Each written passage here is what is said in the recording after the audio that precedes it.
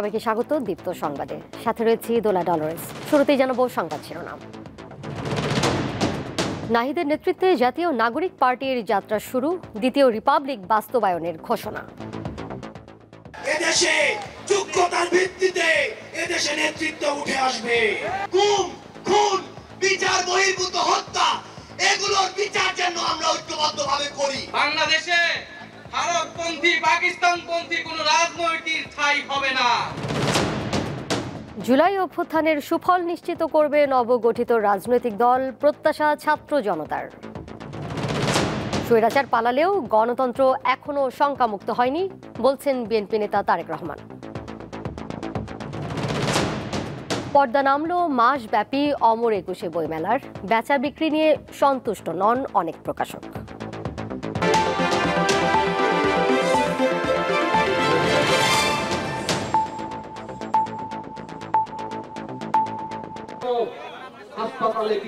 মানিক মে Avenue শুক্রবার দিনভর দেশের মানুষের আগ্রহের কেন্দ্রে ছিল রাজধানীর এই স্থান, কারণ এখানেই যাত্রা শুরু হবে তরুণদের নেতৃত্বে নতুন রাজনৈতিক দলের।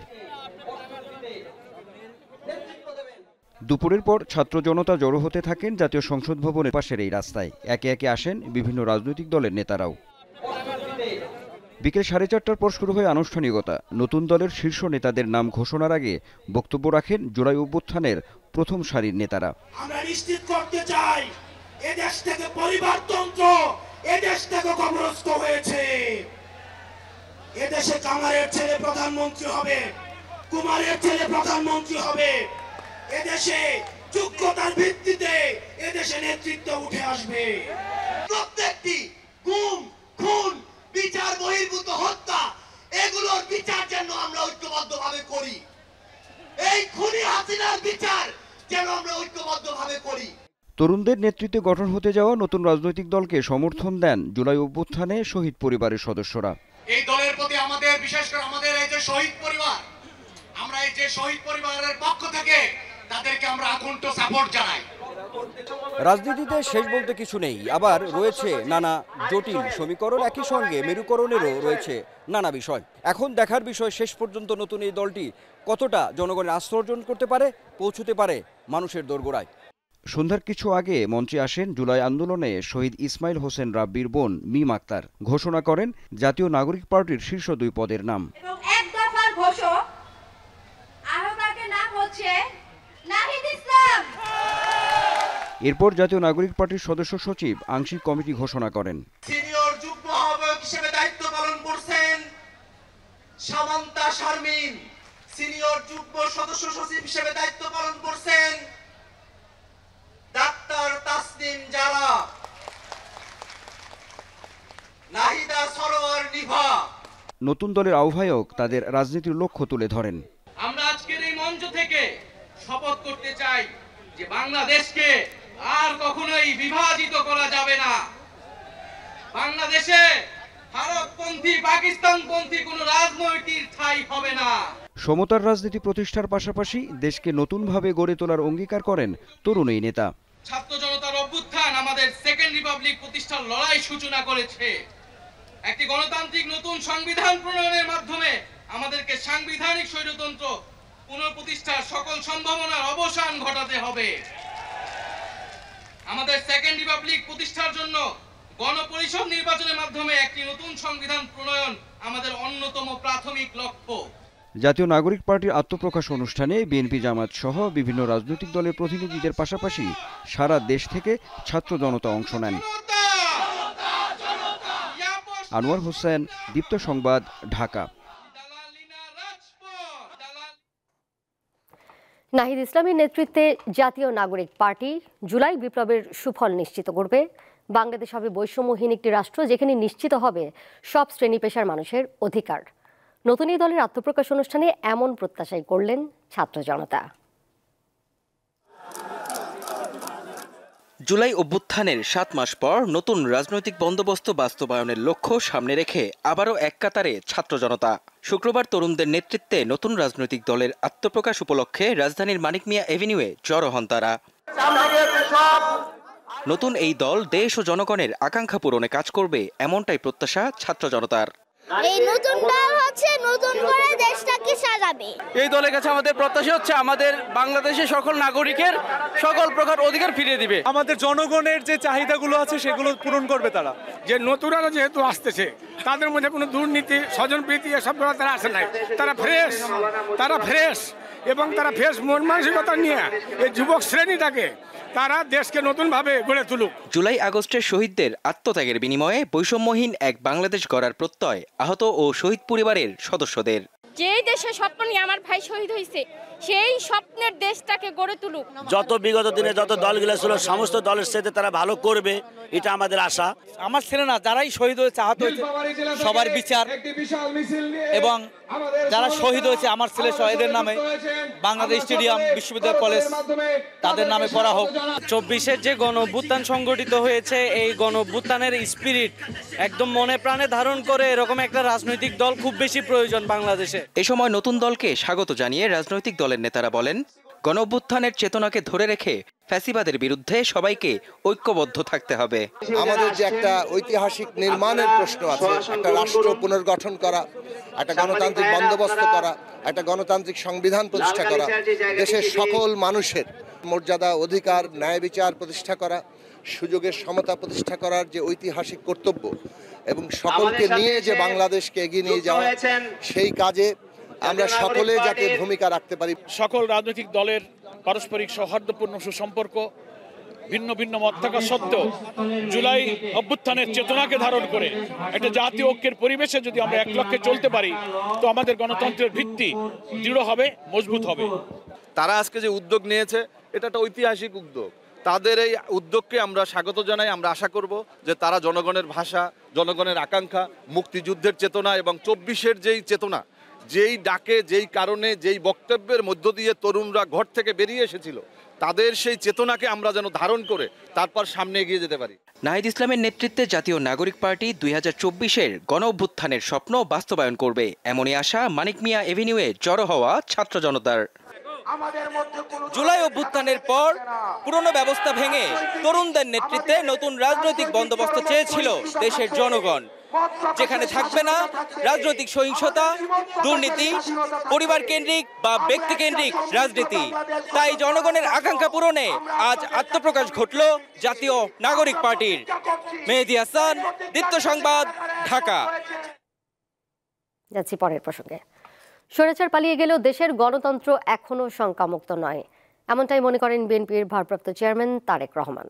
আজ চট্টগ্রাম শহরের জেএম সেন হলে শ্রী শ্রী জন্মাষ্টমী উদযাপন পরিষদের দ্বিবার্ষিক সম্মেলনে ভার্চুয়ালি যুক্ত হয়ে প্রধান অতিথির বক্তব্যে তিনি কথা বলেন। ধর্মীয় পরিচয়কে ব্যবহার করে কেউ যাতে হীন স্বার্থ চরিতার্থ করতে না পারে সে বিষয়ে সতর্ক থাকতে সংখ্যালঘু সম্প্রদায়ের প্রতি আহ্বান জানান তারেক রহমান। ধর্ম যার যার, নিরাপত্তা পাবার অধিকার সবার।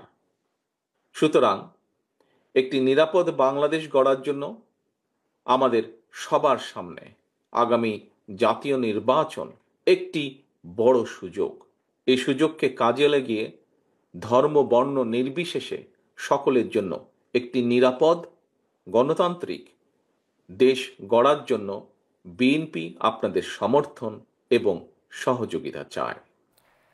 ক্ষমতা পাকাপোক্ত করতেই শেখ হাসিনা সরকার 2013 সালের রাজধানীর মতিঝিলের শাপলা চত্বরে হেফাজতের সমাবেশে হত্যাযজ্ঞ চালিয়েছিল, এমন দাবি করলেন প্রধান উপদেষ্টার প্রেস সচিব শফিকুল আলম। ওই ঘটনার সুষ্ঠু তদন্তে একটি স্বাধীন কমিশন গঠন করা প্রয়োজন বলে মনে করেন তিনি। রাজধানীর বিএফডিসিতে শুক্রবার ছায়া সংসদের আয়োজন করে ডিবেট ফর ডেমোক্রেসি। বিতর্কের মূল বিষয়বস্তু ক্ষমতা হারানোর ভয়েই আওয়ামী সরকার শাপলা চত্বর হত্যাকাণ্ড ঘটিয়েছিল। এতে অংশ নেয় তামিরুল মিল্লাত কামিল মাদ্রাসা এবং তানজিমুল উম্মা আলিম মাদ্রাসা। বিতর্কে পক্ষে বিপক্ষে উভয় দলই নিজেদের নানা যুক্তি উপস্থাপন করেন। তাকে যে হত্যা করার বৈধতা প্রদান করা হলো, এটা কোন ক্ষমতা হারানোর ভয় মানসিকতা? ইসলামী ব্যক্তির মধ্যে যে পরিমাণ জিহাদি চেতনা থাকে, তার ভিতর যে পরিমাণ অদমনীয় চেতনা থাকে, এই অদমনীয় চেতনাগুলোকে হাসিনা সরকার ভয় পেত। আয়োজনে উপস্থিত প্রধান উপদেষ্টার প্রেস সচিব শফিকুল আলম বলেন, 2013 সালের 5 মে হেফাজতের সমাবেশে আহত নিহতদের সঠিক পরিসংখ্যান নেই। শেখ হাসিনার সরকার তথ্য সংগ্রহে বাধা হয়ে দাঁড়ায়। বাংলাদেশের ইতিহাসে একসাথে এতগুলো ছেলে গুম হয়নি। মানে পুরো 2013 সালটাই হচ্ছে ভয়াবহ একটা ইয়ার বাংলাদেশের জন্য। তিনি আরো বলেন, সে সময় বিশ্বব্যাপী সন্ত্রাসের বিরুদ্ধে যুদ্ধ এমন একটি অবস্থা চলছিল বিশ্বকে দেখানোর জন্য, এবং 2014 সালের নির্বাচনে সমর্থন পেতে এ ধরনের কাজ করে আওয়ামী লীগ সরকার। এই পুরো জিনিসটাই হচ্ছে যে ওয়ার অ্যান্ড টেরর এর ন্যারেটিভে তারা নিজেদেরকে দেখানো যে we are the good partner, তুমি আমাকে এন্ডোর্স করো, তুমি আমাকে সাপোর্ট করো। সেটার কালমিনেশন হচ্ছে যে আপনার 2014 সালের 5ই জানুয়ারির একটা এক পেশে পুরোপুরি আপনার অধিকার হরণকারী একটা ইলেকশন। প্রেস সচিব আরো জানান, শেখ হাসিনার আমলে হওয়া সব হত্যাকাণ্ডের বিচার করতে ইচ্ছুক অন্তর্বর্তী সরকার, তবে এজন্য সরকারকে সময় দিতে হবে। আমরা দেখতে পাই লাবণী গুহ, দীপ্ত সংবাদ, ঢাকা। সৌদি আরবে আজ রমজানের চাঁদ দেখা গেছে, ফলে কাল থেকে দেশটিতে রোজা শুরু হবে। স্থানীয় সময় বিকেল 5:57 চাঁদ দেখতে পাওয়ার খবর দেয় সৌদি কর্তৃপক্ষ। সৌদি আরব ছাড়াও ওমান, সংযুক্ত আরব আমিরাত সহ মধ্যপ্রাচ্যের বিভিন্ন দেশে রমজান মাসের চাঁদ দেখা গেছে। তবে দক্ষিণ পূর্ব এশিয়ার দেশ মালয়েশিয়ায় আজ রমজান মাসের চাঁদ দেখা যায়নি। এছাড়া ব্রুনাই ও সিঙ্গাপুরে চাঁদ দেখা না যাওয়ায় রবিবার থেকে রোজা শুরু হবে।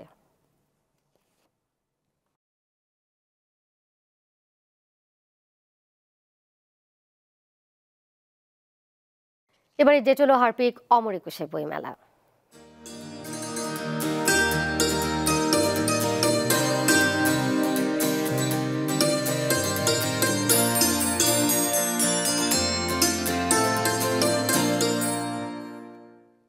শেষ হলো অমর একুশে বইমেলা। আজ দিনভর পাঠক দর্শনার্থীর পদচারণায় মুখর ছিল মেলা প্রাঙ্গণ। এবছর বেচা বিক্রি নিয়ে সন্তুষ্ট নয় অনেক প্রকাশক।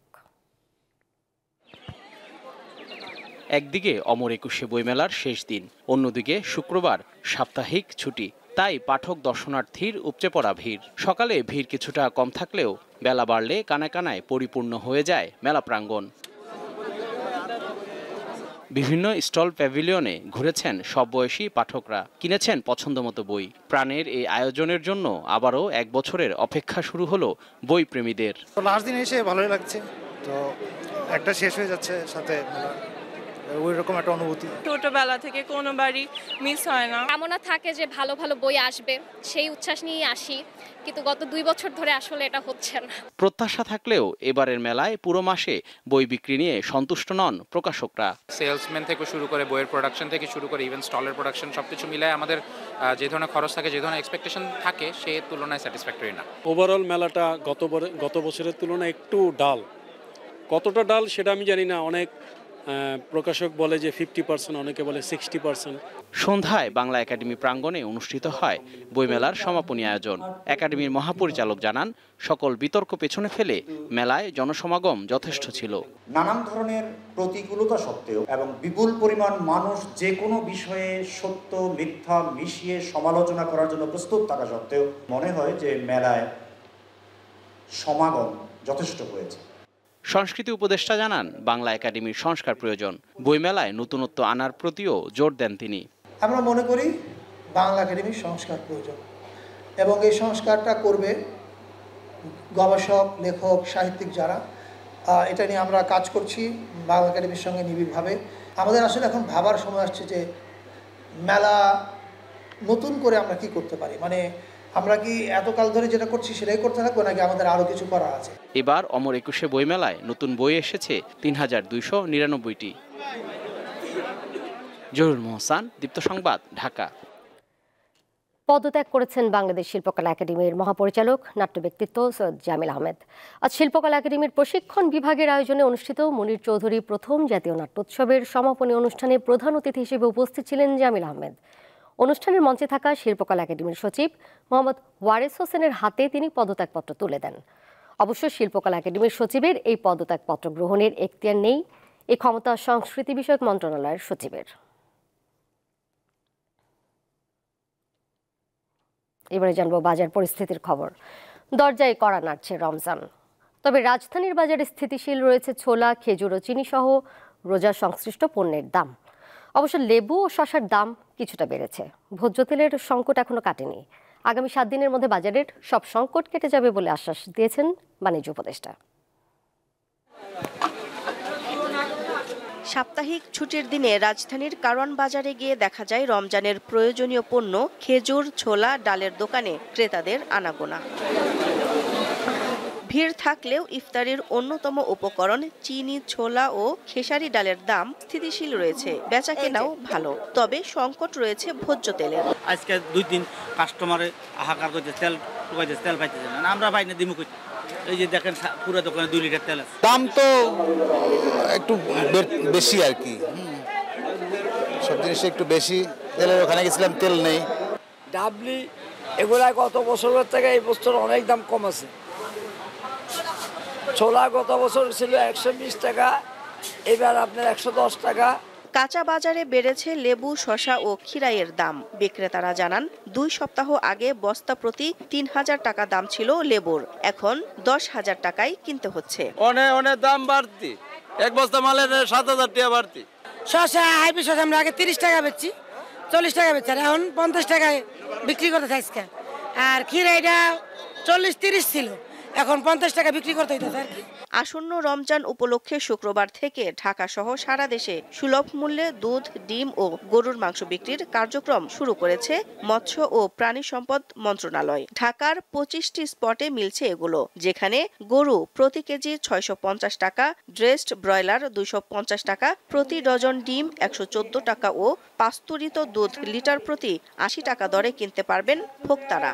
প্রত্যেকেই রমজানে যেন অন্তত সাধারণ মানুষের কাছে সাশ্রয়ী মূল্যে, মানে যে একেবারে যে কয়টা আইটেম খুব গুরুত্বপূর্ণ, দুধ, ডিম, মাংস, মানে মাংস 2 রকম, মুরগি এবং গরুর মাংস, এগুলো যেন আমরা তুলে দিতে পারি সে চেষ্টা আমরা করে যাচ্ছি।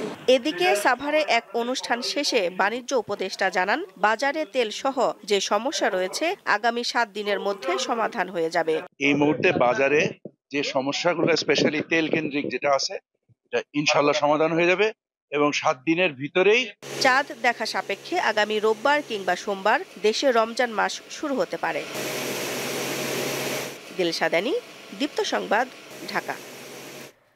ইলিশের উৎপাদন বৃদ্ধি ও নদীতে জাটকার নিরাপদ বিচরণ নিশ্চিতে চাঁদপুরের পদ্মা, মেঘনা সহ 6টি নদী অঞ্চল শরীয়তপুর, লক্ষ্মীপুর, বরিশাল ও ভোলায় আগামী 2 মাস সব ধরনের মাছ শিকার বন্ধ থাকবে। আজ মধ্যরাত থেকে এই নিষেধাজ্ঞা চলবে আগামী 30 এপ্রিল পর্যন্ত। এই সময়কালে চাঁদপুরের মতলব উত্তর উপজেলার ষাটনল থেকে হাইমচর উপজেলার চরভৈরবী পর্যন্ত 70 কিলোমিটার এলাকায় জাল ফেলা, মাছ আহরণ, ক্রয়, বিক্রয়, মজুত ও পরিবহন সম্পূর্ণ নিষিদ্ধ। কোনো জেলে নিষেধাজ্ঞা অমান্য করলে কারাদণ্ড বা সর্বোচ্চ 5000 টাকা জরিমানা কিংবা উভয় দণ্ডে দণ্ডিত হতে পারেন। অভয় আশ্রম বাস্তবায়নে নিবন্ধিত জেলেদের দেওয়া হচ্ছে সরকারি খাদ্য সহায়তা।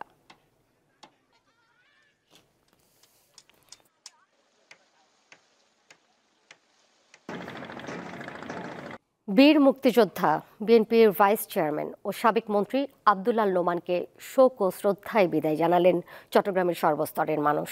নগরীর জমিয়াতুল ফালাহ মসজিদ প্রাঙ্গণে বাদ জুমা তৃতীয় জানাজায় বিএনপি সহ বিভিন্ন রাজনৈতিক দলের নেতাকর্মীরা অংশ নেন। বাদাসর রাউজান গহিরা হাই স্কুল মাঠে চতুর্থ জানাজা শেষে গহিরাস্থ পারিবারিক কবরস্থানে চিরনিদ্রায় শায়িত হন এই রাজনীতিবিদ।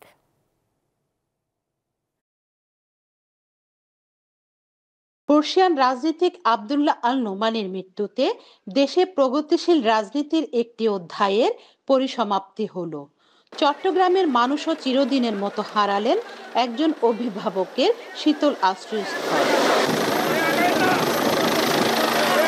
শুক্রবার বাদ জুমা নগরীর জমিয়তুল ফালাহ মসজিদ প্রাঙ্গণে অনুষ্ঠিত হয় এক কিংবদন্তি রাজনীতিকের জানাজা। এতে অংশ নেন রাজনৈতিক নেতৃবৃন্দ সহ হাজারো সাধারণ মানুষ।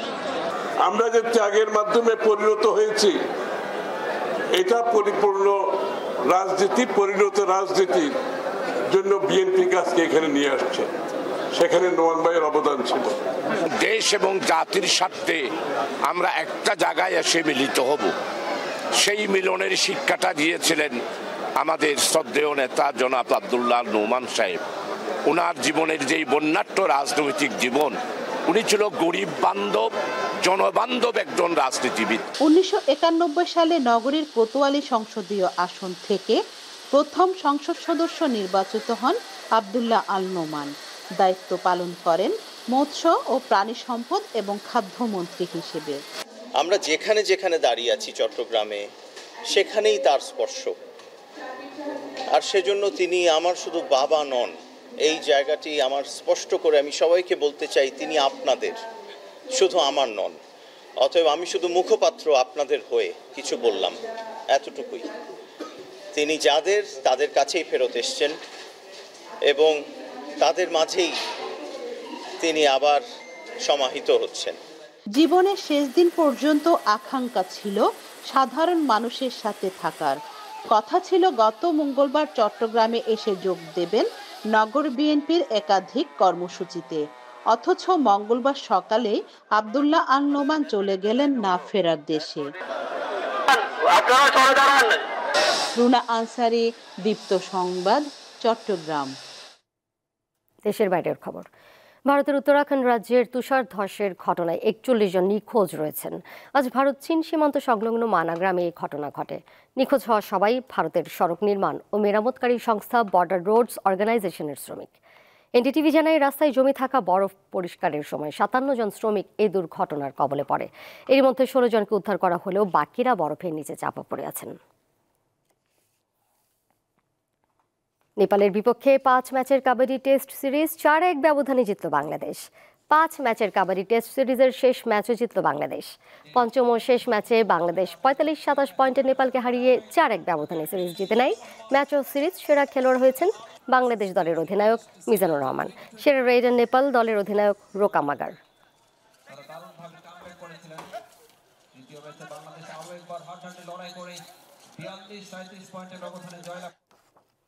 শেষ করব দীপ্ত সংবাদ। যাবার আগে সংবাদ শিরোনাম জানিয়ে দেব আরও একবার। নাহিদের নেতৃত্বে জাতীয় নাগরিক পার্টির যাত্রা শুরু, দ্বিতীয় রিপাবলিক বাস্তবায়নের ঘোষণা। জুলাই অভ্যুত্থানের সুফল নিশ্চিত করবে নবগঠিত রাজনৈতিক দল, প্রত্যাশা ছাত্র জনতার। স্বৈরাচার পালালেও গণতন্ত্র এখনো শঙ্কামুক্ত হয়নি, বলছেন বিএনপি নেতা তারেক রহমান। পর্দা নামল মাসব্যাপী অমর 21 বইমেলার, বেচা বিক্রি নিয়ে সন্তুষ্ট নন অনেক প্রকাশক।